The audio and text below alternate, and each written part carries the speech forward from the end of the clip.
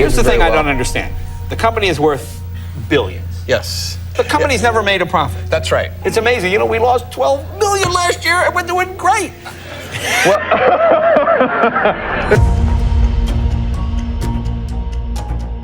this is not a new phenomenon. We are a famously unprofitable company.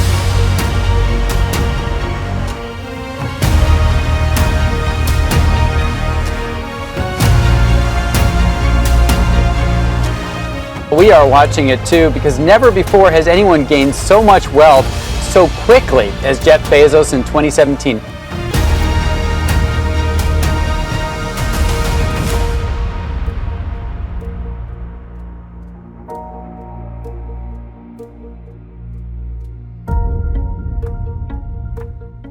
ಒಮ್ಮೆ imagine ಮಾಡ್ಕೊಳ್ಳಿ, ಜಗತ್ತಲ್ಲಿ ನಾವು ಬೆಳಿಗ್ಗೆ ಎದ್ದ ತಕ್ಷಣ ಅಮೆಜಾನ್ ಅನ್ನೋ ಒಂದು ಕಂಪ್ನಿನೇ ಇಲ್ಲ ಅಂದರೆ ನಮ್ಮ ಜೀವನ ಹೆಂಗಿರುತ್ತೆ ಅಂತ ನಿಮ್ಗನ್ನಿಸ್ಬೋದು. ಹಬ್ಬ ಅಂದರೆ ಏನಾಗ್ಬೋದು, ನಾನು ಆನ್ಲೈನ್ ಶಾಪಿಂಗ್ ಮಾಡ್ತಾ ಇರ್ಬೋದು, ನನ್ನ ಡೆಲಿವರಿಗಳು ಲೇಟಾಗಿ ಬರ್ಬೋದು, ಇದು ಬಿಟ್ಟು ಇನ್ನೇನಾಗುತ್ತೆ ಅಮೆಜಾನಿಂದ ಅಂತ ನೀವೇನಾದ್ರು ಅಂದ್ಕೊಂಡಿದ್ರೆ ನಿಮ್ಮಂಥ ಶತಮೂರ್ಖರು ಯಾರೂ ಇರಲ್ಲ. ಯಾಕಂದರೆ ನೀವೇನಿವತ್ತು IPL ಅಲ್ಲಿ ಕ್ರಿಕೆಟ್ ನೋಡ್ತಾ ಇದ್ದೀರಾ, ಮತ್ತು OTTನಲ್ಲಿ ವೆಬ್ ಸೀರೀಸ್ ನೋಡ್ತೀರಾ, ಮತ್ತು ಮೂವೀಸ್ ನೋಡ್ತೀರಾ, ಅದೇ ರೀತಿ ಎಲ್ಲ ಇಂಟರ್ನೆಟ್ ವೆಬ್ಸೈಟಲ್ಲಿ ಹೋಗಿ ಏನು ಇಂಟರ್ನೆಟ್ನ ಯೂಸ್ ಮಾಡ್ತೀರಾ. ಮತ್ತು ಇವತ್ತು ಅದೆಷ್ಟೋ ಸಾವಿರಾರು ಕಂಪ್ನಿಗಳು ಈ ಅಮೆಜಾನ್ನ ನಂಬ್ಕೊಂಡಿದ್ದಾವೆ. ನಮ್ಮ ಇಂಡಿಯಾದಲ್ಲೇ ಸುಮಾರು 28 ಲಕ್ಷ ಜನ ಅಮೆಜಾನ್ನ ನಂಬ್ಕೊಂಡಿದ್ದಾರೆ. ಯಾಕಂದ್ರೆ ನಿಮ್ಮ ಕಣ್ಣಿಗೆ ಕಾಣೋ ಈ ಆನ್ಲೈನ್ ಆ್ಯಪ್ ಅಮೆಜಾನೇ ಬೇರೆ. ವರ್ಷಕ್ಕೆ 4-5 ಸಲ ಸೇಲ್ ತರೋದು, ಸೇಲ್ ಬಂದಾಗ ನಾವೇನಾದ್ರು ಆರ್ಡರ್ ಪ್ಲೇಸ್ ಮಾಡೋದು, ಆರ್ಡರ್ ಪ್ಲೇಸ್ ಮಾಡಿ ಅದು ನಮ್ಮ ಮನೆಗೆ ಬರೋದು, ಇದೇ ನಾವು ಅಮೆಜಾನ್ ಅನ್ಕೊಂಡಿದ್ದೀವಿ. ಬಟ್ ಅಮೆಜಾನು ಎಷ್ಟು ಡೀಪ್ ಆಗಿದೆ ಅಂತ ನಿಮ್ಗೆ ಏನಾದ್ರು ಗೊತ್ತಾಗ್ಬಿಟ್ರೆ ನಿಮಗೆ ಕಂಪ್ಲೀಟ್ಲಿ ಶಾಕ್ ಆಗಿಬಿಡುತ್ತೆ. ಬಟ್ ಇವತ್ತು ಅಮೆಜಾನು ಇಷ್ಟು ದೊಡ್ಡ ಕಂಪ್ನಿ ಆಗಿದ್ರು ಕೂಡ ಒಂದು ಟೈಮಲ್ಲಿ ಅಮೆಜಾನು ಮುಳುಗೋಗೋ ಪರಿಸ್ಥಿತಿನಲ್ಲಿ ಬಂದಿರುತ್ತೆ. ಅದೇ ಟೈಮಲ್ಲಿ ಅಮೆಜಾನು 1300 ಜನ ಎಂಪ್ಲಾಯೀಸ್ನ ಮನೆ ಕಳ್ಸಿರ್ತಾನೆ. ಆಗಿನ ಟೈಮಲ್ಲಿ ಎಕ್ಸ್ಪರ್ಟ್ಗಳು ಈ ಕಂಪ್ನಿ ಮುಳುಗೋಗುತ್ತೆ, ಈ ಕಂಪ್ನಿಗೆ ಯಾವುದೇ ರೀತಿ ಫ್ಯೂಚರ್ ಇಲ್ಲ ಅಂತ ಹೇಳಿರ್ತಾರೆ. ಬಟ್ ನೆಕ್ಸ್ಟ್ ಬರೋ ಕೆಲವೇ ವರ್ಷಗಳಲ್ಲಿ ಅಮೆಜಾನು ವಾಪಸ್ ಎದ್ದು ನಿಂತ್ಕೊಳುತ್ತೆ. ಇದು ವಾಪಸ್ ಎದ್ದು ನಿಂತ್ಕೊಳ್ಳೋದ್ರ ಜೊತೆಗೆ ಜಗತ್ತಿನ ಅತಿ ದೊಡ್ಡ ರಿಟೇಲ್ ಕಂಪ್ನಿ ಆಗಿರೋ ವಾಲ್ಮಾರ್ಟ್ನ ಬೀಟ್ ಮಾಡಿ ಇವತ್ತು ಜಗತ್ತಿನ ನಂಬರ್ 1 ರಿಟೇಲ್ ಕಂಪ್ನಿ ಆಗಿದೆ. ಹಾಗಾದ್ರೆ ಸಾಯೋ ಹಂತಕ್ಕೆ ಬಂದಿದ್ದ ಈ ಅಮೆಜಾನು ಹೇಗೆ ಇವತ್ತು ಇಡೀ ಜಗತ್ತನ್ನೇ ಅಮೆಜಾನ್ ಮೇಲೆ ಡಿಪೆಂಡ್ ಆಗಂಗೆ ಮಾಡ್ಕೊಂಡಿದೆ? ಇದಕ್ಕೆ ಕಾರಣ ಅಮೆಜಾನ್ ಹಿಂದೆ ಇರೋ ಒಬ್ಬ ವ್ಯಕ್ತಿ. ಅವನ ಹೆಸರೇನೆ ಜೆಫ್ ಬೆಜೋಸ್.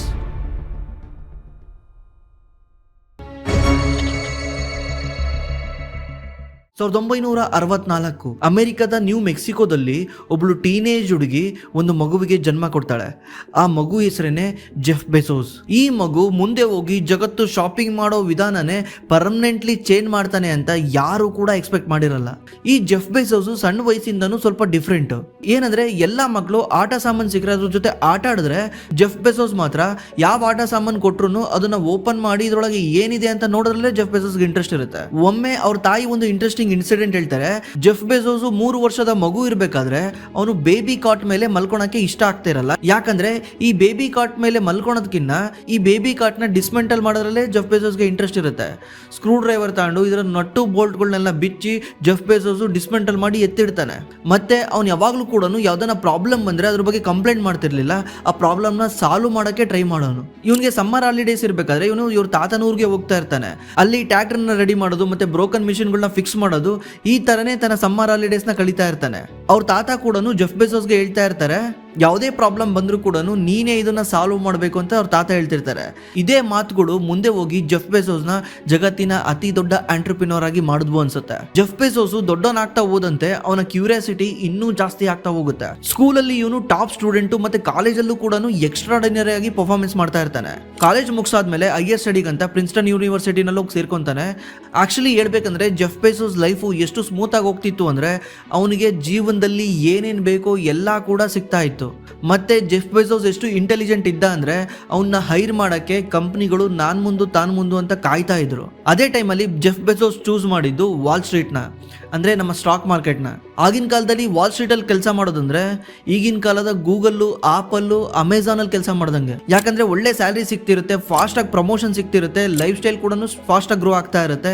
ಇದರಿಂದ ಒಬ್ಬ ಮಿಡಲ್ ಕ್ಲಾಸ್ ವ್ಯಕ್ತಿಯ ಡ್ರೀಮ್ ಏನಿರುತ್ತೆ ಆ ಡ್ರೀಮ್ ನ ಆಲ್ರೆಡಿ ಜೆಫ್ ಬೆಜೋಸ್ ಅನುಭವಿಸ್ತಾ ಇರ್ತಾನೆ. ಮತ್ತೆ ಮುಂದೆ ಹೋಗಿ ಜೆಫ್ ಬೆಜೋಸ್ ಡಿಎನ್ಸಾ ಅನ್ನೋ ಒಂದು ಇನ್ವೆಸ್ಟ್ಮೆಂಟ್ ಫರ್ಮ್ ಅಲ್ಲಿ ಯಂಗೆಸ್ಟ್ ವೈಸ್ ಪ್ರೆಸಿಡೆಂಟ್ ಆಗ್ತಾನೆ. ಅವನ ಕೆರಿಯರ್ ಪರ್ಫೆಕ್ಟ್ಲಿ ಮೂವ್ ಆಗ್ತಾ ಇತ್ತು, ಲೈಫ್ ಸೆಟ್ಲ್ ಆಗಿತ್ತು. ರಿಸ್ಕ್ ತಗೊಳ್ಳೋ ಅಂತ ಯಾವುದೇ ರೀತಿ ನೀಡು ಅವನ ಲೈಫಲ್ಲಿ ಇರಲೇ ಇರಲಿಲ್ಲ. ಆದರೆ ಕೆಲವೊಮ್ಮೆ ಒಂದು ಸಣ್ಣ ನಂಬರು ಒಬ್ಬ ಮನುಷ್ಯನ ಜೀವನ ಮಾತ್ರ ಅಲ್ಲ, ಹಿಸ್ಟ್ರಿನೇ ಬದಲಾಯಿಸ್ಬಿಡುತ್ತೆ. 1994ರಲ್ಲಿ ಜೆಫ್ ಬೆಜೋಸ್ ಒಂದು ರಿಪೋರ್ಟ್ ಓದ್ತಾನೆ. ಆ ರಿಪೋರ್ಟ್ ಅಲ್ಲಿ ಬರ್ದಿರುತ್ತೆ, ಇಂಟರ್ನೆಟ್ ಯೂಸೇಜು ಒಂದು ವರ್ಷದಲ್ಲಿ 2300% ಗ್ರೋ ಆಗ್ತಿದೆ ಅಂತ. ಒಮ್ಮೆ ಯೋಚನೆ ಮಾಡಿ, ಯಾವುದಾದ್ರು ಒಂದು ಇಂಡಸ್ಟ್ರಿ 20% 30% ಗ್ರೋ ಆದ್ರೇನೆ ಇನ್ವೆಸ್ಟರ್ಸ್ ಎಕ್ಸೈಟ್ ಆಗ್ತಾರೆ. 50% ಏನಾದರೂ ಗ್ರೋ ಆಗಿಬಿಟ್ರೆ ಅದನ್ನು ಎಕ್ಸ್ಟ್ರಾಡಿನರಿ ಅಂತಾರೆ. ಆದರೆ ಇಲ್ಲೊಂದು ಇಂಡಸ್ಟ್ರಿ 2300% ಪ್ರತಿ ವರ್ಷಕ್ಕೆ ಗ್ರೋ ಆಗ್ತಾ ಇರುತ್ತೆ. ಈ 2300% ಗ್ರೋತ್ ನೋಡಿ ಜೆಫ್ ಬೆಜೋಸ್ ತಲೆನಲ್ಲಿ ಒಂದು ಕ್ವಶನ್ ಬಂದಿರುತ್ತೆ. ಏನಂದ್ರೆ ಇನ್ನು 10 ವರ್ಷ ಬಿಟ್ಟು ಈ ಇಂಟರ್ನೆಟ್ ಯಾವ ರೀತಿ ಮೂವ್ ಆಗುತ್ತೆ, ಜನ ಇದನ್ನ ಯಾವ ರೀತಿ ಕನ್ಸ್ಯೂಮ್ ಮಾಡ್ತಾರೆ, ಇದನ್ನ ನಂಬ್ಕೊಂಡು ಬಿಸ್ನೆಸ್ಗಳು ಯಾವ ರೀತಿ ಚೇಂಜ್ ಆಗ್ತವೆ ಅಂತ ಜೆಫ್ ಬೆಜೋಸ್ಗೆ ರಾತ್ರಿ ಹಗಲು ನಿದ್ದೆ ಬರ್ದಂಗೆ ಈ ವಿಷಯಗಳು ಕಾಡ್ತಾನೆ ಇರುತ್ತೆ. ಅದಕ್ಕೆ ಜೆಫ್ ಬೆಜೋಸ್ ಒಂದು ಯೋಚನೆ ಮಾಡ್ತಾನೆ, ಈ ಆಪರ್ಚುನಿಟಿನ ನಾನೇನಾದ್ರೂ ಮಿಸ್ ಮಾಡ್ಕೊಂಡ್ರೆ ಜೀವನ ಪೂರ್ತಿ ರಿಗ್ರೆಟ್ ಮಾಡಬೇಕಾಗತ್ತೆ ಅಂತ. ತಕ್ಷಣ ಜೆಫ್ ಬೆಜೋಸ್ ತನಗೆ ಬರ್ತಿದ್ದ ಕೋಟಿಗಟ್ಟಲೆ ಸಂಬಳದ ಕೆಲಸ ಬಿಟ್ಟು ಒಂದೇ ಸರಿ ಈ ಇಂಡಸ್ಟ್ರಿನಲ್ಲಿ ಜಂಪ್ ಮಾಡ್ತಾನೆ. ಈ ಡಿಸಿಷನ್ ಒಬ್ಬ ಎಂಪ್ಲಾಯ್ನ ಜಸ್ಟ್ ಆಂಟ್ರಪ್ರಿನರ್ ಆಗಿ ಮಾತ್ರ ಬದಲಾಯಿಸಲಿಲ್ಲ, ಈ ಡಿಸಿಷನ್ ಮುಂದೆ ಹೋಗಿ ಅಮೆಜಾನ್ ಬಿಲ್ಡ್ ಮಾಡಕ್ಕೆ ಅಡಿಪಾಯ ಹಾಕೊಡುತ್ತೆ. ಜುಲೈ 5, 1994 ಸಿಯಾಟೆಲ್ನ ಬೆಲೆವು ಅನ್ನೋ ಒಂದು ಏರಿಯಾದಲ್ಲಿ ಒಂದು ಸಣ್ಣ ಗ್ಯಾರೇಜ್, ಅಂದ್ರೆ ನಮ್ಮ ಇಂಡಿಯಾದಲ್ಲಿ ಅದನ್ನ ಶೆಡ್ ಅಂತ ಕರಿಬಹುದು. ಈ ಶೆಡ್ ಕೆಳಗಡೆ ಕ್ರ್ಯಾಕ್ ಆಗಿರೋ ಒಂದು ಕಾಂಕ್ರೀಟ್ ನೆಲ. ಇಲ್ಲಿಂದ ಕೆಲಸ ಮಾಡಕ್ಕೆ ಒಂದು ಡೆಸ್ಕ್ ಬೇಕಾಗಿರುತ್ತೆ. ಆ ಡೆಸ್ಕ್ ನ ಪ್ರೈಸ್ $4500 ಇರುತ್ತೆ. ಜೆಫ್ ಬೆಜೋಸ್ಗೆ ಒಂದು ಡೆಸ್ಕ್ ತಗೊಳಕ್ಕೆ $4500 ಕೊಡೋಕ್ಕೂ ದುಡ್ಡು ಇರ್ತಿರ್ಲಿಲ್ಲ. ಅದಕ್ಕೆ ಇವರು ಒಂದು ಸ್ಟೋರ್ ಅಲ್ಲಿ ಹೋಗಿ ಒಂದು ಡೋರ್ ನ ತಗೊಂಡ್ಬರ್ತಾರೆ. ಈ ಡೋರಿಗೆ 4 ಕಾಲ್ನ ಜೋಡಿಸ್ಬಿಟ್ಟು ಡೋರ್ ಡೆಸ್ಕ್ ನ ತಯಾರು ಮಾಡ್ತಾರೆ. ಇದೇ ಡೆಸ್ಕ್ ಇಂದಾನೆ ಆ ಸಣ್ಣ ಗೋಡನ್ ಇಂದ ಬಿಸ್ನೆಸ್ ನ ಸ್ಟಾರ್ಟ್ ಮಾಡ್ತಾರೆ. ಈ ಡೆಸ್ಕ್ ಮುಂದೆ ಹೋಗಿ ಅಮೆಜಾನ್ ನ ಐಡೆಂಟಿಟಿ ಆಗುತ್ತೆ. ಅಮೆಜಾನ್ ಅಲ್ಲಿ ಈಗಲೂ ಕೂಡ ಫ್ರುಗಾಲಿಟಿ ಅಂದ್ರೆ ಬಜೆಟ್ ನ ನೀಟಾಗಿ ಮ್ಯಾನೇಜ್ ಮಾಡೋರ್ಗೆ ಡೋರ್ ಡೆಸ್ಕ್ ಅವಾರ್ಡ್ ಅಂತ ಕೊಡ್ತಾರೆ. ನೆಕ್ಸ್ಟ್ ಜುಲೈ 1995 ಈ ಟೈಮ್ ಅಲ್ಲಿ Amazon.com ಲೈವ್ ಆಗುತ್ತೆ. Amazon.com ಲೈವ್ ಆದ ತಕ್ಷಣ ಇವಾಗಿನ ತರ ಸೂಜಿಯಿಂದ ಬೈಕ್ ವರ್ಗುನು ಫೋನ್ ವರ್ಗುನು ಎಲ್ಲಾ ಸಿಗುವಂತ ಅಮೆಜಾನ್ ಪ್ಲಾಟ್ಫಾರ್ಮ್ ಆಗಿರ್ಲಿಲ್ಲ. ಆ ಟೈಮ್ ಅಲ್ಲಿ ಅಮೆಜಾನ್ ಕೇವಲ ಬುಕ್ ನ ಮಾತ್ರ ಸೆಲ್ ಮಾಡ್ತಾ ಇರುತ್ತೆ. ಈ ವೆಬ್ಸೈಟ್ ಲಾಂಚ್ ಆದ ತಕ್ಷಣ ಅವ್ರ ಟೀಮ್ ಎಲ್ಲಾ ಕೂತ್ಕೊಂಡು ಒಂದು ಬೆಲ್ ಮುಂದೆ ಕಾಯ್ಕೊಂಡು ಕುಂತಿರ್ತಾರೆ. ಅವ್ರ ಆಫೀಸ್ ಅಲ್ಲಿ ಒಂದು ಬೆಲ್ ಇಟ್ಟಿರ್ತಾರೆ. ಈ ಬೆಲ್ ಏನಕ್ಕೆ ಅಂದ್ರೆ ಯಾವಾಗ ಅವ್ರಿಗೆ ಒಂದು ಆರ್ಡರ್ ಸಿಗುತ್ತೆ ಅವಾಗ ಈ ಬೆಲ್ ಸೌಂಡ್ ಮಾಡ್ತಾ ಇರುತ್ತೆ. ಆರ್ಡರ್ ಬಂತ, ಯಾರು ಮಾಡಿದ್ರು, ಎಲ್ಲಿಂದ ಬಂತು ಅಂತ ಕ್ಯೂರಿಯಾಸಿಟಿಗೆ ಎಲ್ಲರೂ ಕಾಯ್ಕೊಂತಾನೆ ಕುತ್ಕೊಂತಾ ಇದ್ರು. ಇವ್ರು ಸ್ಟಾರ್ಟ್ ಮಾಡಿದ ಮೊದಲ ವಾರದಲ್ಲೇನೆ ಸುಮಾರು $12,000 ಅಷ್ಟು ಬುಕ್ ಸೆಲ್ ಆಗ್ತವೆ. ಯಾವುದೇ ರೀತಿ ಆಡ್ ಇಲ್ದಲೆ, ಅಡ್ವರ್ಟೈಸ್ಮೆಂಟ್ ಇಲ್ದಲೆ ಅಮೆಜಾನ್ ಅಮೆರಿಕದ 50 ಸ್ಟೇಟ್ಗಳು ಕೂಡ ಅವ್ರ ಪ್ರಾಡಕ್ಟ್ ನ ಸೆಲ್ ಮಾಡ್ತಾ ಇತ್ತು. ಮತ್ತೆ 45 ದೇಶಗಳಿಗೆ ಇವ್ರ ಬುಕ್ ನ ಡೆಲಿವರಿ ಮಾಡ್ತಾ ಇತ್ತು. ಜೆಫ್ ಬೆಜೋಸ್ ಅವರ ಫ್ರೆಂಡು ದೇವ್ ಒಂದು ಇಂಟರ್ವ್ಯೂ ನಲ್ಲಿ ಹೇಳ್ತಾರೆ, ಜೆಫ್ ಬೆಜೋಸ್ ಈ ಕಂಪ್ನಿ ಸ್ಟಾರ್ಟ್ ಮಾಡಿದಾಗ ನನ್ನ ಕಂಪ್ನಿನಲ್ಲಿ ಇನ್ವೆಸ್ಟ್ ಮಾಡು ಅಂತ ಇವ್ರ ಹತ್ರ ಹೋಗಿ ಕೇಳ್ಕೊಂಡಿದ್ರಂತೆ. ಅವಾಗ ಇವರು ಕೇಳಿದ್ರಂತೆ, ನಿನ್ನ ಕಂಪ್ನಿ ಏನು ಮಾಡುತ್ತೆ ಅಂತ. ಅವಾಗ ಇವ್ರು ಹೇಳಿದ್ದಾರೆ, ನನ್ನ ಕಂಪ್ನಿ ನಾವು ಗ್ಯಾರೇಜ್ ಅಲ್ಲಿ ಎಲ್ಲ ಸೇರ್ಕೊಂಡು ಬುಕ್ ನ ಸೆಲ್ ಮಾಡ್ತೀವಿ ಆನ್ಲೈನ್ ಅಲ್ಲಿ ಅಂತ ಹೇಳಿದ್ದಾರೆ. ಆಗ ಇವ್ರ ಫ್ರೆಂಡು ಇದನ್ನ ಕೇಳಿ ನಕ್ಕಿದ್ದಾರೆ. ನೆಕ್ಸ್ಟ್ ಟೈಮ್ ಸಿಕ್ಕಾಗ ಜೆಫ್ ಬೆಜೋಸ್ ಹೇಳ್ತಾರಂತೆ, ನನ್ನ ಕಂಪ್ನಿ ಮುಂದೆ ಒಂದ್ ದಿವಸ $100 ಬಿಲಿಯನ್ ಕಂಪ್ನಿ ಆಗುತ್ತೆ, ನಾನು ಜಗತ್ತಿನ ಅತಿ ದೊಡ್ಡ ಶ್ರೀಮಂತ ಆಗ್ತೀನಿ ಅಂತ ಜೆಫ್ ಬೆಜೋಸ್ ಹೇಳ್ತಾರಂತೆ. ಆ ಟೈಮಲ್ಲಿ ಇವ್ರಿಗೆ ಇದನ್ನ ನಂಬಕ್ಕೂ ಆಗಿರಲ್ಲ. ಯಾಕಂದ್ರೆ ಆ ಟೈಮಲ್ಲಿ $100 ಬಿಲಿಯನ್ ಅನ್ನೋದು ಬಹಳ ದೊಡ್ಡ ಅಮೌಂಟ್. ಯಾವುದೇ ಒಬ್ಬ ಇಂಡಿವಿಜುವಲ್ ವ್ಯಕ್ತಿ $100 ಬಿಲಿಯನ್ ಅರ್ನ್ ಮಾಡೋದೇ ಇತಿಹಾಸದಲ್ಲಿ ಇರಲಿಲ್ಲ. ಯಾಕಂದ್ರೆ ಎಷ್ಟೋ ದೇಶಗಳ ಬಜೆಟ್ $100 ಬಿಲಿಯನ್ ದಾಟ್ತಾ ಇರಲಿಲ್ಲ. ಅಂತದ್ರಲ್ಲಿ ಒಬ್ಬ ವ್ಯಕ್ತಿ $100 ಬಿಲಿಯನ್ ದುಡಿತಾನೆ ಅನ್ನೋದು ಊಹೆಗೆ ನಿಲ್ಕದ್ದು. ಬಟ್ ಅವ್ರು ಇವಾಗ ಇಂಟರ್ವ್ಯೂ ನಲ್ಲಿ ಹೇಳ್ತಾ ಇದ್ದಾರೆ, ಜೆಫ್ ಬೆಜೋಸ್ಗೆ ತನ್ನ ಮಾಡ್ತಿದ್ದ ಬಿಸ್ನೆಸ್ ಬಗ್ಗೆ ಎಷ್ಟು ಕಾನ್ಫಿಡೆಂಟ್ ಇತ್ತು, ಫ್ಯೂಚರ್ ಅಲ್ಲಿ ಏನ್ ಮಾಡ್ತೀನಿ ಅನ್ನೋದನ್ನ ಹೇಳ್ತಿದ್ದ ಅಂತ. ಸೆಪ್ಟೆಂಬರ್ 1995 ಬರೋಷ್ಟೊತ್ತಿಗೆ ಅಮೆಜಾನ್ ವೀಕ್ಲಿ $20,000 ಸೇಲ್ಸ್ ನ ಮಾಡ್ತಾ ಇರುತ್ತೆ. ಮತ್ತೆ 1997ರಲ್ಲಿ ಅಮೆಜಾನ್ ಸ್ಟಾಕ್ ಮಾರ್ಕೆಟ್ ಅಲ್ಲಿ IPO ಬರುತ್ತೆ. ಇವ್ರು ಸ್ಟಾರ್ಟಿಂಗ್ ಬಂದಾಗ ಇವರ ಶೇರ್ ಪ್ರೈಸ್ ಕೇವಲ $18 ಇರುತ್ತೆ. ಆ ಟೈಮಲ್ಲಿ ಯಾರನ್ನ ಈ ಕಂಪ್ನಿನಲ್ಲಿ ಒಂದೇ $1 ಲಕ್ಷ ಇನ್ವೆಸ್ಟ್ ಮಾಡಿದಿದ್ರೆ ಇವತ್ತು ಆ ದುಡ್ಡು 12 ಕೋಟಿ ಆಗ್ತಾ ಇತ್ತು. ಅದ್ರ ಜೊತೆಗೆ ವರ್ಷ ಲಕ್ಷಾಂತರ ರೂಪಾಯಿ ಡಿವಿಡೆಂಟ್, ಅಂದ್ರೆ ಸುಮಾರು 1200 ಪಟ್ಟು ಜಾಸ್ತಿ ಆಗಿದೆ ಅಮೆಜಾನ್ ಶೇರ್ ಪ್ರೈಸ್ IPO ಇಂದ ಇಲ್ಲಿಗೆ. ಎಲ್ಲ ಚೆನ್ನಾಗಿ ಹೋಗ್ತಾ ಇರ್ಬೇಕಾದ್ರೇನೆ ಅಮೆಜಾನ್ಗೆ ಬ್ಯಾಡ್ ಟೈಮ್ ಬರಕ್ ಸ್ಟಾರ್ಟ್ ಆಗುತ್ತೆ. ಇದರಿಂದ ಇಡೀ ಜಗತ್ತೇನೆ ಅಮೆಜಾನ್ ಕತೆ ಮುಗೀತು ಅಂತಾನೆ ಅನ್ಕೊಂಡಿರುತ್ತೆ. ಆ ಟೈಮಲ್ಲಿ ಅಂದರೆ 1999ರಲ್ಲಿ ಅಮೆರಿಕದಲ್ಲಿ ಒಂದು ಹೊಸ ಬಬಲ್ ಸ್ಟಾರ್ಟ್ ಆಗಿರುತ್ತೆ. ಅದೇನೇ .com ಬಬಲ್. ಇದನ್ನ ಟೆಕ್ ಬಬಲ್ ಅಂತ ಕೂಡ ಕರೀತಾರೆ. ಆಗ ಇಡೀ ಜಗತ್ತಿಗೆ ಇಂಟರ್ನೆಟ್ ಅನ್ನೋದು ಒಂದು ಹೊಸ ವಿಷಯ. ಆಗ ಇನ್ವೆಸ್ಟರ್ಸ್ ಈ ಇಂಟರ್ನೆಟ್ ಅನ್ನೋ ಒಂದು ವಿಚಾರವಾಗಿ ಎಷ್ಟು ಹುಚ್ಚೆದ್ದಿರ್ತಾರೆ ಅಂದ್ರೆ, ಯಾವ್ದಾದ್ರು ಕಂಪ್ನಿಯಿಂದ ಜಸ್ಟ್ .com ಅಂತ ಬರ್ಕೊಂಡಿದ್ರೆ ಆ ಕಂಪ್ನಿಗೆ ಸಾವಿರಾರು ಕೋಟಿ ಇನ್ವೆಸ್ಟ್ ಮಾಡ್ತಾ ಇದ್ರು. ಆ ಕಂಪ್ನಿ ಏನ್ ಬಿಸ್ನೆಸ್ ಮಾಡ್ತಾ ಇದೆ, ಏನ್ ಮಾಡ್ತಾ ಇದೆ, ಫ್ಯೂಚರ್ ಅಲ್ಲಿ ಇರುತ್ತಾ ಇಲ್ಲೋ ಏನೂ ಇಲ್ಲ.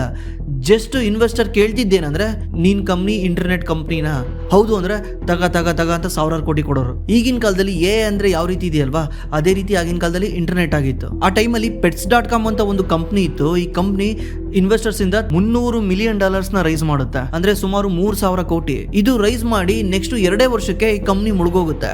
ಮತ್ತೆ ವೆಬ್ವ್ಯಾನ್ ಅನ್ನೋ ಒಂದು ಕಂಪನಿ ಗ್ರೋಸರಿ ಡೆಲಿವರಿ ಮಾಡೋ ಕಂಪನಿ ಆಗಿರುತ್ತೆ. ಈ ಕಂಪನಿ ಇನ್ವೆಸ್ಟರ್ಸ್ ಹತ್ರ $800 ಮಿಲಿಯನ್ ರೈಸ್ ಮಾಡಿರುತ್ತೆ, ಅಂದ್ರೆ ಸುಮಾರು 8,000 ಕೋಟಿ. ಈ ಕಂಪನಿ ಯಾವತ್ತೂ ಕೂಡ ಪ್ರಾಫಿಟಬಲ್ ಆಗದೇ ಇಲ್ಲ, ಮುಂದೆ ಹೋಗಿ ಈ ಕಂಪನಿ ಕೂಡ ಮುಳ್ಕೊಂಡು ಹೋಗ್ಬಿಡುತ್ತೆ. ಅದೇ ಟೈಮ್ ಅಲ್ಲಿ ಅಮೆಜಾನ್ ನ ಶೇರ್ ಪ್ರೈಸ್ $18 ಇಂದ ಸೀದಾ $107 ಬಂದಿರುತ್ತೆ. ಆಗ ಅಮೆರಿಕದ ಪ್ರತಿಷ್ಠಿತ ಪತ್ರಿಕೆ ಟೈಮ್ಸ್ ಮ್ಯಾಗಝೀನ್ ಜೆಫ್ ಬೆಜೋಸ್ ನ ಪರ್ಸನ್ ಆಫ್ ದಿ ಇಯರ್ ಅಂತ ಟೈಟಲ್ ಕೊಟ್ಟಿರುತ್ತೆ. ಆದ್ರೆ ನೆಕ್ಸ್ಟ್ ಬರೋ ಕೆಲವೇ ತಿಂಗಳಲ್ಲಿ ಬಲ್ಲು ಬಸ್ಟ್ ಆಗುತ್ತೆ. ಇದರಿಂದ ಎಂಟೈರ್ .com ಕಂಪನಿಗಳು ಎಲ್ಲಾನು ವ್ಯಾನಿಶ್ ಆಗ್ತಾ ಇರ್ತವೆ, ಅದ್ರ ಸ್ಟಾಕ್ಸ್ ಗಳು ಕೆಳಗೆ ಬೀಳ್ತಾ ಇರ್ತವೆ. ಅದೇ ರೀತಿ Amazon.com ದ ಶೇರ್ ಪ್ರೈಸ್ ಕೂಡ $107 ಇಂದ ಸೀದಾ $8 ಬಂದಿರುತ್ತೆ. ಕಂಪ್ಲೀಟ್ ಆಗಿ 92% ಡೌನ್ ಆಗಿರುತ್ತೆ. ಈ ಕ್ರಾಶ್ ಇಂದ ಖುದ್ದು ಅಮೆಜಾನ್ ಅಲ್ಲೇನೆ 1,300 ಜನ ಎಂಪ್ಲಾಯ್ಗಳು ಕೆಲಸ ಕಳ್ಕೊಂತಾರೆ. ಅದೇ ವರ್ಷ ಅಮೆಜಾನ್ 11,000 ಕೋಟಿ ಲಾಸ್ ಆಗಿರುತ್ತೆ. ಟಿವಿ ಶೋಗಳಲ್ಲಿ ಜೆಫ್ ಬೆಜೋಸ್ ನ ಇಟ್ಕೊಂಡು ಕಾಮಿಡಿ ಮಾಡ್ತಾ ಇರ್ತಾರೆ. ನಿನ್ನ ಕಂಪ್ನಿ ಲಾಸ್ ಮಾಡ್ತಾ ಇದೆ, ವರ್ಷ ಇಷ್ಟೊಂದು ದುಡ್ಡು ಖರ್ಚು ಮಾಡ್ತಾ ಇದೆ, ನಿಮ್ಮ ಕಂಪ್ನಿ ಯಾವಾಗ ಪ್ರಾಫಿಟ್ ಮಾಡುತ್ತೆ, ನಿಜವಾಗ್ಲೂ ಪ್ರಾಫಿಟ್ ಮಾಡುತ್ತಾ ಅಥವಾ ಇದು ಜಸ್ಟ್ ಲಾಸ್ ಮಾಡಕ್ಕಂತಾನೆ ಇದೆಯಾ, ಚಾರಿಟಿ ಮಾಡಕ್ ಇದೆಯಾ ಅಂತ ಹೇಳಿ ಜೆಫ್ ಬೆಜೋಸ್ ನ ಅಂಗಿಸ್ತಿರ್ತಾರೆ. ಮತ್ತೆ ಎಷ್ಟೋ ಜನ ಅಮೆಜಾನ್ ಹೆಸರಲ್ಲಿ ಹೊಸ .com ಗಳನ್ನ ತೆಗೆದಿರ್ತಾರೆ, ಅಂದ್ರೆ ಅಮೆಜಾನ್ಗೆ ಕಿಂಡಲ್ ಮಾಡಕ್ಕೆ. Amazon.org ಅಂತ ತೆಗೆದಿರ್ತಾರೆ, ಅಂದ್ರೆ ಅಮೆಜಾನ್ ಒಂದು ಚಾರಿಟೇಬಲ್ ಕಂಪ್ನಿ ಅಂತ. ಅಂದ್ರೆ ಇದು ಪ್ರಾಫಿಟ್ ಮಾಡಕ್ಕಿಲ್ಲ, ಜಸ್ಟ್ ಇನ್ವೆಸ್ಟರ್ ದುಡ್ಡು ತಗೊಂಡು ಲಾಸ್ ಮಾಡಕ್ಕಿದೆ ಅಂತ ಎಲ್ಲ ಅಣಗಿಸ್ತಾ ಇರ್ತಾರೆ. ಆಶ್ಚರ್ಯ ಅನ್ನೋ ರೀತಿ 2001 Q4 ರಿಸಲ್ಟ್ ಅಲ್ಲಿ ಅಮೆಜಾನ್ ಪ್ರಾಫಿಟಬಲ್ ಕಂಪ್ನಿ ಆಗುತ್ತೆ. ಅದು ಕೇವಲ 1 ಸೆಂಟ್ ಪರ್ ಶೇರ್ ಇಂದ, ಅಂದ್ರೆ ಪ್ರತಿ ಶೇರಿಗೆ 1 ಪೈಸೆ ಹಂಗೆ ಲಾಭ ಮಾಡಿ ಅಮೆಜಾನ್ ಪ್ರಾಫಿಟಬಲ್ ಆಗುತ್ತೆ. ಇದರಿಂದ ಅಮೆಜಾನ್ ಪ್ರೂವ್ ಮಾಡುತ್ತೆ ಈ ಮಾಡಲ್ ನಿಜವಾಗ್ಲೂ ವರ್ಕ್ ಆಗುತ್ತೆ ಅಂತ. ನೆಕ್ಸ್ಟ್ 2003 ಬರೋ ಅಷ್ಟೊತ್ತಿಗೆ ಅಮೆಜಾನ್ ಕಂಪ್ಲೀಟ್ಲಿ ಪ್ರಾಫಿಟಬಲ್ ಕಂಪ್ನಿ ಆಗುತ್ತೆ. $35 ಮಿಲಿಯನ್ ಅಮೆಜಾನ್ ನ 1 ವರ್ಷದ ಪ್ರಾಫಿಟ್ ಆಗಿರುತ್ತೆ. ಈ ಕಂಪ್ನಿ ಹೇಗೋ ನಿಧಾನಕ್ಕೆ ಗ್ರೋ ಆಗ್ತಾ ಇರುತ್ತೆ. ಆದ್ರೆ ಅಮೆಜಾನ್ ಅಲ್ಲೇ ಕೆಲಸ ಮಾಡ್ತಿದ್ದ ಒಬ್ಬ ಎಂಪ್ಲಾಯ್ಗೆ ಒಂದು ಸ್ಪ್ರೆಡ್ ಶೀಟ್ ಅಲ್ಲಿ ಒಂದು ಬಗ್ ಸಿಗುತ್ತೆ. ಈ ಬಗ್ಗು ಅಮೆಜಾನ್ ನ ಮುಂದೆ ಒಂದ್ ದಿವಸ $1 ಟ್ರಿಲಿಯನ್ ಕಂಪ್ನಿ ಮಾಡುತ್ತೆ. ಅಮೆಜಾನ್ ಒಳಗಡೆ ಒಂದು ದೊಡ್ಡ ಪ್ರಾಬ್ಲಮ್ ಆಗಿರುತ್ತೆ. ಹೊರಗಡೆಯಿಂದ ನೋಡೋಕ್ಕೆ ಎಲ್ಲ ಪರ್ಫೆಕ್ಟ್ ಇದೆ ಅಂತ ಅನಿಸ್ತಾ ಇದೆ, ಯಾಕಂದರೆ ಕಂಪ್ನಿ ಗ್ರೋ ಆಗ್ತಾ ಇದೆ, ಹೊಸ ಆರ್ಡರ್ಗಳು ಬರ್ತಾ ಇದ್ದಾವೆ, ಅದೇ ರೀತಿ ಕಸ್ಟಮರ್ ಬೇಸ್ ಕೂಡ ಗ್ರೋ ಆಗ್ತಾ ಇದೆ. ಬಟ್ ಅಮೆಜಾನ್ನ ಇನ್ಸೈಡಲ್ಲಿ ಈ ಇಂಜಿನಿಯರ್ಸ್ಗಳು ಕಂಪ್ಲೀಟ್ಲಿ ಮೆಸಪ್ ಮಾಡಿರ್ತಾರೆ. ಅವರ ಬುಕ್ ಟೀಮ್ ಅವರು ಒಂದು ಸಿಸ್ಟಮ್ನ ಯೂಸ್ ಮಾಡಿದ್ರೆ, ಇನ್ನೊಂದು ಚೆಕ್ಔಟ್ ಟೀಮ್ ಅವರು ಕೂಡ ಸಪ್ರೇಟ್ ಸಿಸ್ಟಮ್ನ ಯೂಸ್ ಮಾಡ್ತಿರ್ತಾರೆ, ಮಾರ್ಕೆಟ್ ಟೀಮ್ನವರು ಕೂಡ ಒಂದು ಸಪ್ರೇಟ್ ಸಿಸ್ಟಮ್ನ ಯೂಸ್ ಮಾಡ್ತಿರ್ತಾರೆ. ಇದರಿಂದ ಏನಾಗುತ್ತೆ, ಒಬ್ರಿಗೊಬ್ರಿಗೂ ಯಾವುದೇ ರೀತಿ ಕಾಂಟ್ಯಾಕ್ಟ್ ಇಲ್ದಲೆ ಕೆಲಸ ಮಾಡ್ತಿರ್ತಾರೆ. ಬುಕ್ ಟೀಮ್ ಅವರು 99,999 ಅಂತ ಪ್ರೈಸ್ ಹಾಕಿದ್ರೆ, ಇಲ್ಲಿ ಮಾರ್ಕೆಟಿಂಗ್ ಟೀಮ್ ಅವರು ಅಥವಾ ಚೆಕ್ಔಟ್ ಟೀಮ್ ಅವರು ಈ ಪ್ರೈಸ್ನ $999 ಅಂತ ಹಾಕಿರ್ತಾರೆ, ಅಥವಾ $999 ಪ್ರೈಸ್ನ $9,999 ಅಂತ ಹಾಕಿರ್ತಾರೆ. ಇದರಿಂದ ಏನಾಗ್ತಾ ಇರುತ್ತೆ, ಕಂಪ್ಲೀಟ್ಲಿ ಮೆಸಪ್ ಆಗ್ತಾ ಇರುತ್ತೆ. ಕಸ್ಟಮರು ಇದರಿಂದ ಕಂಪ್ಲೀಟ್ಲಿ ಡಿಸಪಾಯಿಂಟ್ ಆಗಿರ್ತಾರೆ. ಇದನ್ನ ಸರಿ ಮಾಡ್ಬೇಕಂತ ಖುದ್ದು ಜೆಫ್ ಬೆಜೋಸ್ನೇ ಅಖಾಡಕ್ಕೆ ಇಳಿತಾರೆ. ಅವಾಗ ಜೆಫ್ ಬೆಜೋಸ್ಗೆ ಅರ್ಥ ಆಗುತ್ತೆ, ನಾವೇನಾದ್ರು ದೊಡ್ಡ ಕಂಪ್ನಿ ಆಗ್ಬೇಕಂದ್ರೆ ನಾವು ದೊಡ್ಡ ಸಿಸ್ಟಮ್ ಬಿಲ್ಡ್ ಮಾಡಬೇಕು, ನಾವು ದೊಡ್ಡ ಸರ್ವರ್ ಬಿಲ್ಡ್ ಮಾಡಬೇಕು ಅಂತ ಜೆಫ್ ಬೆಜೋಸ್ ಯೋಚನೆ ಮಾಡ್ತಾರೆ. ಆಗ ಅವರೊಂದು ಸಿಸ್ಟಮ್ನ ತಗೊಂಬರ್ತಾರೆ. ಈ ಸಿಸ್ಟಮ್ ಯಾವ ರೀತಿ ವರ್ಕ್ ಆಗುತ್ತೆ ಅಂದ್ರೆ ಹೋಟ್ಲ್ ತರ ವರ್ಕ್ ಆಗುತ್ತೆ. ಮುಂಚೆ ಏನಾಗಿತ್ತು, ಸೆಲ್ಫ್ ಸರ್ವಿಸ್ ತರ ಇತ್ತು. ಅಂದ್ರೆ ನಿನಗೆ ಏನ್ ಬೇಕೋ ಅದನ್ನ ನೀನು ಡೈರೆಕ್ಟ್ ಆಗಿ ಹೋಗ್ಬಿಟ್ಟು ಕಿಚನ್ ಅಲ್ಲಿ ಆಕ್ಸೆಸ್ ಮಾಡಬಹುದಿತ್ತು. ಕಿಚನ್ ಅಂದ್ರೆ ಸರ್ವರ್ ಅನ್ಕೊಳ್ಳಿ, ಕಿಚನ್ ಅಲ್ಲಿ ಆಕ್ಸೆಸ್ ಮಾಡಬಹುದಿತ್ತು. ಇವಾಗ ಜೆಫ್ ಬೆಜೋಸ್ ಏನ್ ಹೇಳಿದ್ರು, ಈ ತರ ಯಾರು ಆಕ್ಸೆಸ್ ಮಾಡಂಗಿಲ್ಲ ಡೈರೆಕ್ಟ್ಲಿ. ಬುಕ್ ಟೀಮಿಗೆ ಏನ್ ಬೇಕೋ ಅದು ಚೆಕ್ಔಟ್ ಟೀಮ್ಗೆ ಹೇಳ್ಬೇಕು, ಚೆಕ್ಔಟ್ ಟೀಮ್ ತಗೊಂಡೋಗಿ ಲಾಸ್ಟ್ ಅಲ್ಲಿ ಸರ್ವರ್ಗೆ ಹೋಗ್ಬೇಕು. ಈ ತರ ಹೈರಾರ್ಕಿ ಮಾಡ್ತಾರೆ. ಅಂದ್ರೆ ಹೋಟ್ಲಲ್ಲಿ ನನಗೇನಾದ್ರು ಬೇಕಿದ್ರೆ ನಾನು ಹೋಗಿ ಸರ್ವರ್ಗೆ ಆರ್ಡರ್ ಮಾಡ್ತೀನಿ, ಸರ್ವರ್ ಏನ್ ಮಾಡ್ತಾನೆ ಅದನ್ನ ಹೋಗಿ ಒಳಗಡೆ ಶೆಫಿಗೆ ಆರ್ಡರ್ ಮಾಡ್ತಾನೆ, ಕಿಚನ್ ಒಳಗಡೆ ಹೋಗಿ ಶೆಫಿಗೆ ಆರ್ಡರ್ ಮಾಡ್ತಾನೆ. ಶೆಫ್ ಏನ್ ಮಾಡ್ತಾನೆ, ಫುಡ್ನ ತಯಾರು ಮಾಡ್ತಾನೆ, ಅದನ್ನ ತಗೊಂಬಂದು ಸರ್ವರ್ ನನಗೆ ಕೊಡ್ತಾನೆ. ಈ ರೀತಿ ಪ್ರೋಸೆಸ್ನ ಬಿಲ್ಡ್ ಮಾಡ್ತಾರೆ. ಈ ತರ ಬಿಲ್ಡ್ ಮಾಡಿದ ತಕ್ಷಣ ಅಮೆಜಾನ್ ಸ್ಮೂತ್ ಆಗಿ ರನ್ ಆಗಕ್ಕೆ ಸ್ಟಾರ್ಟ್ ಆಗುತ್ತೆ. ಇದಾದ ನಂತರ ಅಮೆಜಾನ್ ನ ಇಬ್ರು ಎಂಪ್ಲಾಯ್ಗಳಿಗೆ $1 ಮಿಲಿಯನ್ ಐಡಿಯಾ ಬರುತ್ತೆ. ಈ ಐಡಿಯಾನೇ ಇವತ್ತು ಅಮೆಜಾನ್ನ ಇಷ್ಟು ದೊಡ್ಡ ಕಂಪ್ನಿ ಮಾಡಿರೋದು. ಏನಂದ್ರೆ ಅಮೆಜಾನ್ ತನ್ನ ಬಿಸ್ನೆಸ್ಗೋಸ್ಕರ ದೊಡ್ಡ ಸರ್ವರ್ಗಳನ್ನ ಬಿಲ್ಡ್ ಮಾಡಿದೆ. ಸ್ಟಿಲ್ ಆ ಸರ್ವರ್ನ ಅಮೆಜಾನ್ ಅಷ್ಟೊಂದು ಯೂಸ್ ಮಾಡ್ತಾ ಇಲ್ಲ. ಅವಾಗ ಈ ಇಬ್ರು ಎಂಪ್ಲಾಯ್ಗಳು ಹೋಗಿ ಜೆಫ್ ಬೆಜೋಸ್ಗೆ ಒಂದು ಐಡಿಯಾ ಕೊಡ್ತಾರೆ, ಏನಂದ್ರೆ ನಾವ್ ಈ ಸರ್ವರ್ನ ಬೇರೆಯವ್ರಿಗೆ ರೆಂಟ್ ಕೊಟ್ರೆ ಹೆಂಗಿರುತ್ತೆ ಅಂತ. ಅಲ್ಲಿಂದಾನೇ ಶುರುವಾಗುತ್ತೆ ಈ AWS ಬಿಸ್ನೆಸ್. ನೀವು ಸುಮ್ಮನೆ ಇಮ್ಯಾಜಿನ್ ಮಾಡ್ಕೊಳ್ಳಿ, ನೀವು ಒಂದು ಸ್ಟಾರ್ಟ್ಅಪ್ ಮಾಡಿದ್ದೀರಾ ಅನ್ಕೊಳ್ಳಿ, ನೀವು ಒಂದು ಕಂಪ್ನಿ ಮಾಡಿದ್ದೀರಾ ಅನ್ಕೊಳ್ಳಿ. ನೀವು ಕಂಪ್ನಿ ಮಾಡ್ಬೇಕಾದ್ರೆ ಎಲ್ಲ ಟೇಬಲ್, ಕುರ್ಚಿ ಎಲ್ಲ ತಗೊಂಬಂದು ಹಾಕಿದ್ದೀರಾ, ಪ್ರತಿಯೊಂದು ನಿಮ್ಮ ಹತ್ರ ಎಲ್ಲ ರೆಡಿ ಇದೆ. ಇವತ್ತು ನೀವೇನಾದರೂ ಆನ್ಲೈನ್ ಬಿಸ್ನೆಸ್ ಮಾಡಬೇಕು ಅಥವಾ ಏನಾದರೂ ಸಾಫ್ಟ್ವೇರ್ ಬಿಸ್ನೆಸ್ ಮಾಡಬೇಕಂದ್ರೆ ನಿಮಗೆ ಫಸ್ಟು ಸರ್ವರ್ ಬೇಕಾಗುತ್ತೆ. ಬಿಕಾಸ್ ನಿಮ್ಮದು ಎಲ್ಲ ವೆಬ್ಸೈಟ್ ಟ್ರಾಫಿಕ್ನ ಎಲ್ಲಿ ಬಿಲ್ಡ್ ಮಾಡ್ತೀರಾ. ಈಗ ನೀವೇನಾದರೂ ಒಂದು ಫ್ಲಿಪ್ಕಾರ್ಟ್ದು ಆ್ಯಪ್ ರನ್ ಮಾಡ್ತಿದ್ದೀರಾ ಅಂದರೆ ಅದರೊಳಗಡೆ ಕಸ್ಟಮರ್ ಬರ್ತಾರೆ, ಕಸ್ಟಮರ್ ಬಂದು ಅಲ್ಲಿ ಬ್ರೌಸ್ ಮಾಡ್ತಾರೆ, ಅದರಿಂದ ಏನಾಗುತ್ತೆ, ಟ್ರಾಫಿಕ್ ಬರುತ್ತೆ. ಟ್ರಾಫಿಕ್ ಒಂದೊಂದ್ಸಲ ಯಾವ ರೀತಿ ಬರುತ್ತೋ ಪ್ರೆಡಿಕ್ಟ್ ಮಾಡೋಕ್ಕೆ ಆಗಲ್ಲ. ನೀನೇನಾದರೂ ಒಂದು ಸಣ್ಣ ಸರ್ವರ್ ಬಿಲ್ಡ್ ಮಾಡಿದ್ರೆ ಸಡನ್ ಆಗಿ ಟ್ರಾಫಿಕ್ ಬಂದ್ಬಿಟ್ರೆ ಏನಾಗುತ್ತೆ, ನಿನ್ನ ಸರ್ವರ್ ಕ್ರ್ಯಾಶ್ ಆಗುತ್ತೆ. ಅದೇ ರೀತಿ ಒಂದೊಂದ್ಸಲ ಜನಗಳು ಇಲ್ದಾಗ ಏನಾಗುತ್ತೆ, ನೀನು ಸರ್ವರ್ ಬಿಲ್ಡ್ ಮಾಡಿದ್ರು ವೇಸ್ಟ್ ಆಗುತ್ತೆ. ಯಾವುದೋ ಒಂದು ದಿವಸ ಜನ ಬಂದಿದ್ದಾರೆ ಅಂತೇಳಿ ನೀನು ದೊಡ್ಡ ಸರ್ವರ್ ಬಿಲ್ಡ್ ಮಾಡಿದ್ರೆ ನೆಕ್ಸ್ಟು 1 ತಿಂಗಳು 2 ತಿಂಗಳು ಜನ ಬರಲೇ ಇಲ್ಲ ಅಂದರೆ ಆ ಸರ್ವರ್ ಯೂಸೇ ಆಗಲ್ಲ. ಮತ್ತೆ ಈ ಥರ ಇಂಡಿವಿಜುವಲಿ ಸರ್ವರ್ ಬಿಲ್ಡ್ ಮಾಡೋಕ್ಕೆ ಲಕ್ಷಾಂತರ ರೂಪಾಯಿ ಖರ್ಚಾಗುತ್ತೆ, ಅಪ್ಫ್ರಂಟ್ ಕಾಸ್ಟ್ ಖರ್ಚಾಗುತ್ತೆ. ಮತ್ತೆ ಆ ಸರ್ವರ್ನ ಮೇಂಟೈನ್ ಮಾಡಬೇಕಂದ್ರೆ ದೊಡ್ಡ ತಲೆನೋವು, ಯಾಕಂದರೆ ಅದನ್ನು ಪೂರ್ತಿ ಕೂಲ್ ಆಗಿರಬೇಕು, AC ಚೇಂಬರಲ್ಲಿ ಇಡಬೇಕು. ಈ ಥರ ಪ್ರತಿಯೊಂದು ಸಣ್ಣ ಸಣ್ಣ ಸ್ಟಾರ್ಟಪ್ಗಳು ಮತ್ತು ಹೊಸ ಕಂಪ್ನಿಗಳು ಬಿಲ್ಡ್ ಮಾಡೋಕ್ಕಾಗೋದೇ ಇಲ್ಲ. ಅದಕ್ಕೇ ಈ AWS ಬಿಸ್ನೆಸ್ನ ತಗೊಂಬರ್ತಾರೆ. ಆ ಟೈಮಲ್ಲಿ ಈ ಬಿಸ್ನೆಸ್ಸಲ್ಲಿ ಯಾರೂ ಇರಲ್ಲ, ಇದು ಇಷ್ಟು ದೊಡ್ಡದಾಗುತ್ತೆ ಅಂತ ಯಾರು ಕೂಡ ಊಹೆ ಕೂಡ ಮಾಡಿರಲ್ಲ. ನಿಮ್ಗೆ ಏನಾದರೂ ಸರ್ವರ್ ಬೇಕಿದ್ರೆ ನೀವು AWSನ ಯೂಸ್ ಮಾಡ್ಕೊಬೋದು. ಜಸ್ಟ್ ನೀವು ಆನ್ಲೈನಲ್ಲಿ ಹೋಗ್ಬಿಟ್ಟು ನಿಮ್ಮ ಕ್ರೆಡಿಟ್ ಕಾರ್ಡ್ ಡೀಟೇಲ್ನ ಹಾಕಿದ್ರೆ ನಿಮಗೆ AWS ಸರ್ವರ್ ಸಿಗುತ್ತೆ. ಅಂದರೆ ನಿಮ್ಗೆ ಎಷ್ಟು GB ಬೇಕೋ ಏನು ಬೇಕೋ ಪೂರ್ತಿ AWS ಸರ್ವರ್ನ ಯೂಸ್ ಮಾಡ್ಕೊಬೋದು. ನಾಳೆ ಒಂದು ದಿವಸ ನಿಮಗೆ ಟ್ರಾಫಿಕ್ ಜಾಸ್ತಿ ಆದರೂ ಕೂಡ ನಿಮಗೆ ಸರ್ವರ್ ಸಿಗುತ್ತೆ. ನಾಳೆ ಒಂದು ದಿವಸ ಟ್ರಾಫಿಕ್ ಕಮ್ಮಿ ಆದರೂ ಕೂಡ ನೀವು ಕಮ್ಮಿ ದುಡ್ಡು ಕೊಡಿ. ಇದು ಪೇ ಆಸ್ ಯೂಸೇಜ್ ಮಾಡಲ್ ವರ್ಕ್ ಆಗುತ್ತೆ. ಅಂದರೆ ನೀವು ಯಾವ ರೀತಿ ಯೂಸ್ ಮಾಡ್ತೀರೋ ಆ ರೀತಿ ಪೇ ಮಾಡಬೇಕು. ಕಮ್ಮಿ ಟ್ರಾಫಿಕ್ ಇದ್ದಾಗ ಕಮ್ಮಿ ಬಿಲ್ ಬರುತ್ತೆ, ಜಾಸ್ತಿ ಟ್ರಾಫಿಕ್ ಇದ್ದಾಗ ಜಾಸ್ತಿ ಬಿಲ್ ಬರುತ್ತೆ. ಇದರಿಂದ ಏನಾಗುತ್ತೆ, ಸಣ್ಣ ಸಣ್ಣ ಬಿಸ್ನೆಸ್ಗಳೆಲ್ಲನೂ ಅಮೆಝಾನ್ ಜೊತೆ ಕ್ಲೌಡ್ ಸರ್ವಿಸಲ್ಲಿ ಜಾಯ್ನ್ ಆಗುತ್ತೆ. ಕ್ಲೌಡ್ ಅಂದರೆ ಇದೇನೆ. ಮುಂದೆ ಹೋಗಿ ಈ ಬಿಸ್ನೆಸ್ಸಲ್ಲಿ ಮೈಕ್ರೋಸಾಫ್ಟ್, ಒರಾಕಲ್, ಗೂಗಲ್ ಕೂಡ ಎಂಟ್ರಿ ಆಗುತ್ತೆ. ಬಟ್ ಆಲ್ರೆಡಿ ಅಮೆಝಾನು ತುಂಬ ಮುಂದೆ ಹೋಗ್ಬಿಟ್ಟಿರುತ್ತೆ. ಯಾಕಂದರೆ ಇನಿಷಿಯಲಿ ಅಮೆಝಾನ್ ಇದನ್ನು ಲಾಂಚ್ ಮಾಡಿದಾಗ ಯಾರು ಕೂಡ ನಂಬಿರಲ್ಲ ಇದಿಷ್ಟು ದೊಡ್ಡದಾಗುತ್ತೆ ಅಂತ. ಮುಂದೆ ಹೋಗ್ತಾ ಹೋಗ್ತಾ ನೆಟ್ಫ್ಲಿಕ್ಸ್ ಜಾಯ್ನ್ ಆಗುತ್ತೆ, Airbnb ಜಾಯ್ನ್ ಆಗುತ್ತೆ, ಸ್ಪಾಟಿಫೈ ಜಾಯ್ನ್ ಆಗುತ್ತೆ, Reddit, slack, drop box, zoom, ಅದೇ ರೀತಿ ಹೊಸ ಸ್ಟಾರ್ಟ್ಅಪ್ಗಳು, ಬ್ಯಾಂಕ್ಗಳು, ಗೌರ್ಮೆಂಟ್ಗಳು ಪ್ರತಿ ಒಂದು ಕೂಡ ಅಮೆಝಾನ್ ವೆಬ್ ಸರ್ವಿಸ್ನ ಯೂಸ್ ಮಾಡೋಕ್ಕೆ ಸ್ಟಾರ್ಟ್ ಮಾಡ್ತವೆ. ಇವಾಗ ನಮ್ಮ ಇಂಡಿಯಾದಲ್ಲೂ ಮಾಡ್ತಿದ್ದಾವಲ್ಲ. ಮುಂಚೆ ನಮ್ಮ ಇಂಡಿಯಾದ ಡೇಟಾಗಳನ್ನ ಎಲ್ಲಿಡೋರು, ನಿಮ್ಮ ಬ್ಯಾಂಕಿನ ಡೇಟಾಗಳನ್ನ ಎಲ್ಲಿಡೋರು, ಎಲ್ಲ ಒಂದು ಫೈಲ್ ಮಾಡಿಟ್ಟಿರೋರು.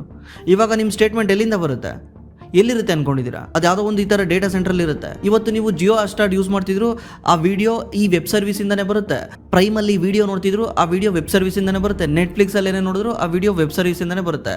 ಮತ್ತೆ Swiggy, Zomato, Angel One, Groww, ನೀವೇನೇ ಯೂಸ್ ಮಾಡಿ ಎಲ್ಲ ಕೂಡ ಅಮೆಝಾನ್ನ ವೆಬ್ ಸರ್ವಿಸಿಂದನೇ ಕನೆಕ್ಟ್ ಆಗಿದೆ. ಅಮೆಝಾನ್ ಇವತ್ತು ಈ ಕ್ಲೌಡ್ ಸರ್ವಿಸಲ್ಲಿ 30% ಮಾರ್ಕೆಟ್ ಶೇರ್ನ ಹೊಂದಿದೆ. ಒಂದು ಸಣ್ಣ ಗ್ಯಾರೇಜಲ್ಲಿ ಸ್ಟಾರ್ಟ್ ಆದ ಕಂಪ್ನಿಯ ಇವತ್ತಿನ ವರ್ತು $2.56 ಟ್ರಿಲಿಯನ್. ನಮ್ಮ ಇಂಡಿಯಾದ GDP ಎಷ್ಟಿದೆ ಗೊತ್ತಾ? $4 ಟ್ರಿಲಿಯನ್. ಈ ಕಂಪ್ನಿಯ ನೆಟ್ವರ್ತೇನೆ $2.56 ಟ್ರಿಲಿಯನ್ ಇದೆ. ಈ ಕಂಪ್ನಿ ವರ್ಷಕ್ಕೆ $700 ಬಿಲಿಯನ್ ರೆವಿನ್ಯೂ ಮಾಡುತ್ತೆ. ಇದು ಎಷ್ಟೋ ಕಂಟ್ರಿಗಳ GDPಗಿನ್ನೂ ಜಾಸ್ತಿ.